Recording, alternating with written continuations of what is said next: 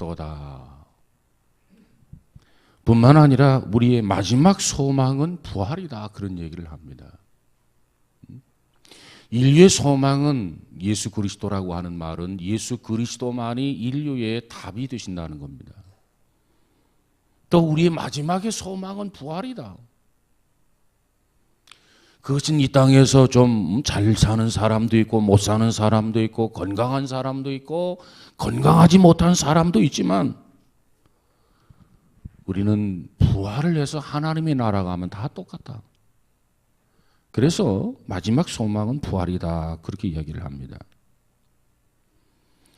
이미 우리가 알고 있는 그대로 인류가 범죄함으로 말미암아 생겨난 것이 뭐냐면 사망의 권세라는 겁니다. 죽음이라는 거예요. 인간이 범죄하지 않았으면 이 죽음이라고 하는 부분, 사망의 권세가 이 땅에 들어올 리가 없죠. 그러나 범죄로 말미암아서 사망 권세가 들어왔는데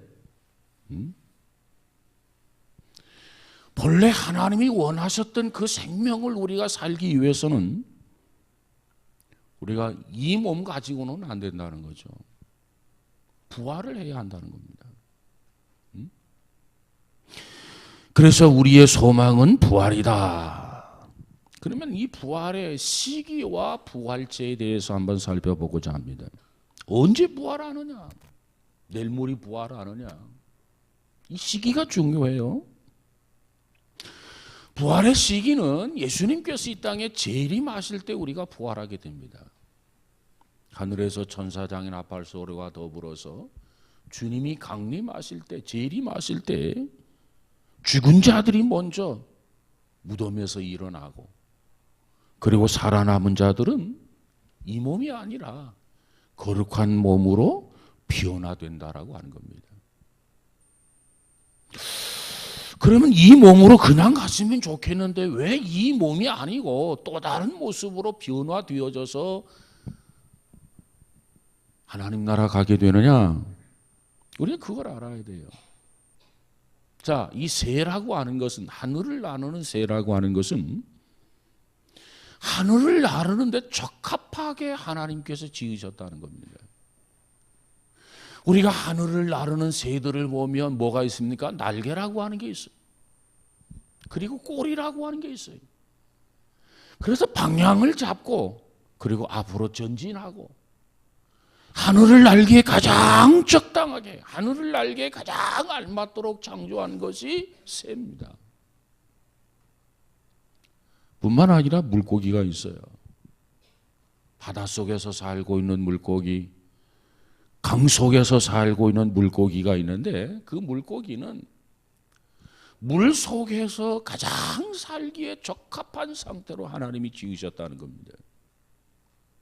그러니까 우리가 세상에서 호흡하면서 육지에 사는 것처럼 새들은 하늘을 날면서 즐기고 물고기들은 바닷속에 헤엄을 치면서, 그게 부담이 아니에요. 그게 가장 편안한 거예요. 왜? 거기에 알맞게 지어졌기 때문에 그렇습니다. 그 다음에 동물들은 산에서 살기에 알맞도록 지어져 있습니다. 그래서 산에서 사는 것이 동물들은 제일 편안한 거예요. 마찬가지로 우리 사람이라고 하는 것은 오늘 우리가 세상에서 살도록, 세상에서 사는데 가장 알맞도록 지어져 있다는 겁니다. 그런데 우리가 세상에서 사는 게 아니라 하나님이 주신 천국에 가야 된단 말이에요. 그 천국에 가서 이 몸 가지고는 살기가 불편해. 자정스러워. 그렇기 때문에 이 몸 가지고 그대로 하나님 나라 갈 수가 없는 거예요. 그래서 천국에 가서 살 수 있도록 무덤에서 죽은 자들이 부활하고 살아있는 자는 이 몸이 호련히 이렇게 바꿔져서 천국에 살기 위한 가장 알맞는 그런 모습으로 변화되어져서 하나님 나라에 가서 살게 되는 줄로 믿습니다. 그러므로 우리는 천국에 살도록, 천국에 살기에 가장 알맞도록 변화가 되어야 된다는 말이에요. 그럼 천국에 살기 가장 알맞는 몸으로 변화된다? 도대체 그 부활의 몸이 구체적으로 어떠한 모습인가? 어떻게 우리가 부활하게 되나? 어떻게 우리가 변화되나? 구체적으로 좀 살펴보면 우리가 잘 알다시피 고린도전서 15장에 가서 보니까 예수님을 향해서 사도 바울이 말하기를 예수님은 우리들의 부활의 첫 열매라 이런 표현을 썼습니다. 첫 열매다. 그러니까 첫 열매라고 하는 말은 우리들도 우리의 몸도 예수님의 부활한 그 몸으로 우리가 바꿔진다는 거예요. 그러면 구체적으로 예수님은 어떤 몸으로 바꿔져 있느냐? 어떤 몸으로 부활했느냐? 그저 성경의 표현을 빌리면 그 몸은 신령한 몸이다. 고린도전서 15장 44절에 신령한 몸으로 변화되어서 신령한 몸이라야 천국에 가서 살 수 있다는 겁니다. 뿐만 아니라 고린도전서 15장 54절에 가서 보니까 그 몸은 썩지 않는 몸이다 그랬어요. 이 몸은 우리가 세상에 사는데 적합하기 때문에 이 몸 가지고는 영원히 살 수가 없어요. 100년 넘기기가 쉽지가 않아요. 그런데 천국에 가서 사는 그 부활체는 썩지 않는 몸이다. 그렇기 때문에 영원히 살 수 있는 거 아니겠습니까? 뿐만 아니라 고린도전서 15장 43절에 가서 보니까 그 몸은 영광스러운 몸이다 그랬어요. 영광스러운 몸. 그러면 그래도 우리가 싹 예수님의 부활한 모습이 우리가 호련히 변화될 그 부활체가 변화체가 도대체 한마디로 어떤 모습이다 딱 마음에 와 닿지가 않아요. 대충 이렇게 그림을 그리면서 야 신령한 몸, 야 썩지 아니할 몸, 아 영광체 그 정도만 성경에 말하고 있지 그 이상은 말하고 있질 않아요. 그렇다고 어거지로 우리가 말할 수는 없단 말이에요. 그래서 좀 더 자세한 것에 대해서는 좀 알고 싶은데도 불구하고 성경은 말하고 있지를 않아요. 칼빈이라고 하는 그 성서학자가 말하기를 우리는 성경을 보면서 성경이 가는 데까지만 가고 성경이 멈추는 데서 멈추는 것이 지혜다 그랬어요. 우리가 지나치게 추측을 하다 보면 하나님의 뜻을 벗어날 수가 있단 말이에요. 그래서 자세한 것은 여러분이 죽음 후에 주님이 강림하면 무덤에서 부활한 몸으로 살아서 주님을 맞이하면 변화된 몸으로 실제 주님의 나라에 가서 확인하시기를 바랍니다. 자, 그 다음에 두 번째로 이 부활에 대한 성경적 근거를 한번 살펴보도록 하겠습니다. 우리가 성경에 보면 우리가 부활한다라고 하는 내용이 성경 여러 곳에 이렇게 기록되어져 있습니다. 먼저 구약 성경에서의 표현을 빌려보면 먼저 열조와 함께 잔다. 열조와 함께 잔다. 그러니까 좀 잠이 먼저 든 사람이 있고 잠이 좀 늦게 든 사람이 있겠죠. 우리 앞서간 사람들은 지금 조금 잠이 일찍 든 사람이에요. 우리는 아직 잠을 안 자고 지금 있어요. 우리도 뒤따라서 잠을 자게 될 것입니다. 그래서 성경은 말하기를 열조와 함께 잔다. 그 다음 또 뭐라고 표현하냐면 열조에게로 돌아간다. 이렇게 표현을 했어요. 그리고 나서 좀 더 구체적으로 말씀을 보면 이사야서 26장 19절 오늘 본문에 가서 보니까 죽은 자들이 살아난다. 잠자는 자들이 살아난다. 시체가 일어나리라 이렇게 말씀을 하셨어요. 뿐만 아니라 다니엘서 12장 2절에 가서 보니까 땅의 티끌 가운데서 자는 자 중에 많이 깨어 영생을 얻는 자도 있겠고 에스겔서 37장 13절에 가서 보니까 무덤을 열고 나오게 한다. 이렇게 기록이 되어 있습니다. 이게 구약 성경의 표현이에요. 그러면 신약에서의 부활의 성경적 근거를 보면 신약은 뭐라고 말씀하고 있느냐? 신약은 바울이 강조하고 있고 베드로가 강조하고 있고 예수님이 친히 말씀을 하셨는데, 그 중에서도 예수님께서 친히 자신이 말씀한 부분들이 있는데, 그 부분이 어디냐면 우리가 잘 아는 요한복음 11장 25절, 26절입니다. 나는 부활이요 생명이니 나를 믿는 자는 죽어도 살겠고 살아서 믿는 자는 영원히 죽지 아니하리라. 이 부활에 대한 성경적 근거예요. 자, 사실 예수님께서 자기 자신이 직접 이렇게 말씀하셨는데 이것보다 더 분명하고 이것보다 더 확실한 증거가 어디에 있겠습니까?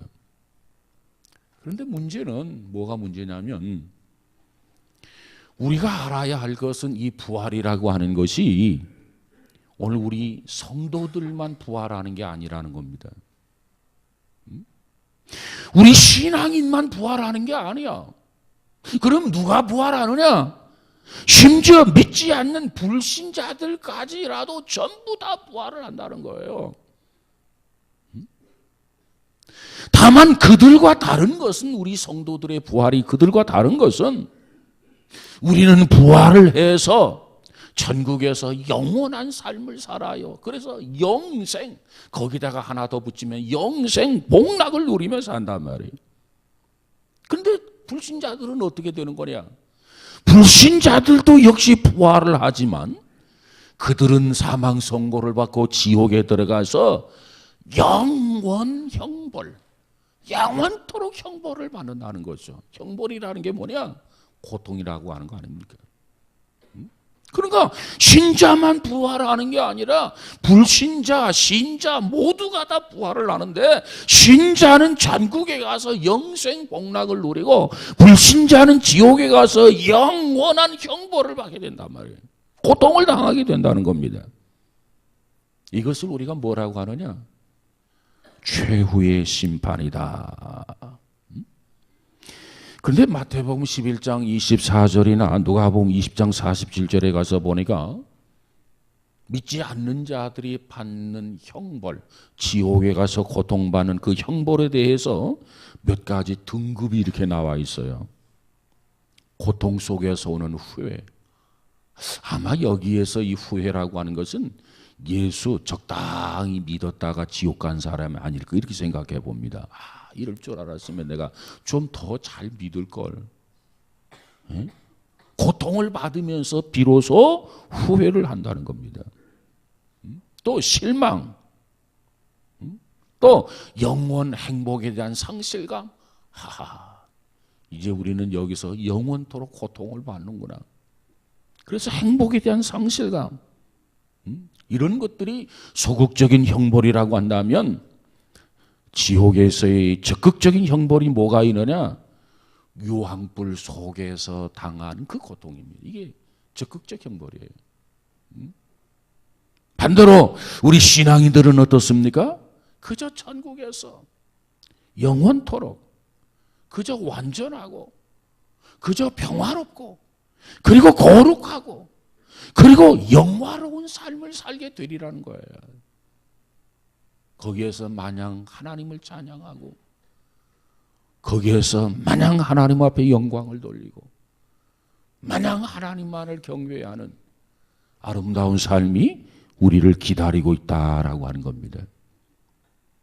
그렇다면 우리가 이 땅에서 예수를 잘 믿어야죠. 믿기는 믿는데 바로 믿어야죠. 그래서 후회함이 없는, 참 예수 믿기 잘했다, 늘 감사하면서 찬양과 경배만을 드릴 수 있는 저와 여러분 우리 모두가 다 되어지기를 주의 이름으로 축복합니다. 성경은 이렇게 구체적으로 우리에게 말씀하는데 그래도 안 믿는 사람이 있어요. 그래도 소규의 격리기처럼 무슨 뜻인지 알아듣지 못하는 사람이 있단 말이에요. 그건 참 답답해요. 아무쪼록 저와 여러분 오늘 이 부활절을 통해서 다시 한번 이 부활의 신앙으로 무장하는 복된 계기가 되어지기를 주의 이름으로 축복합니다. 기도합시다. 걸어가신 주님 감사합니다. 나는 부활이요 생명이라고 하셨는데 그 말씀의 의미를 바로 알고 깨달아서 정말 부활의 신앙을 통해서 정말 살아있는 신앙을 소유하게 하시고 정말 그 소망 가운데 천국에 당당하게 들어갈 수 있는 우리 모두가 다 되어지게 하옵소서.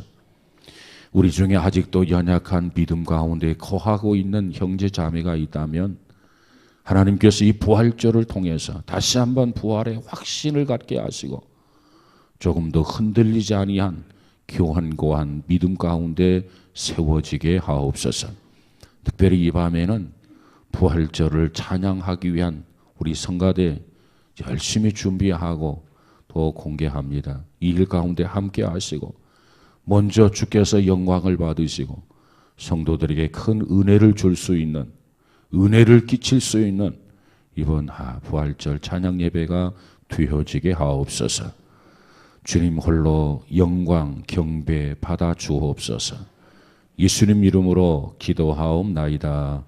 아멘.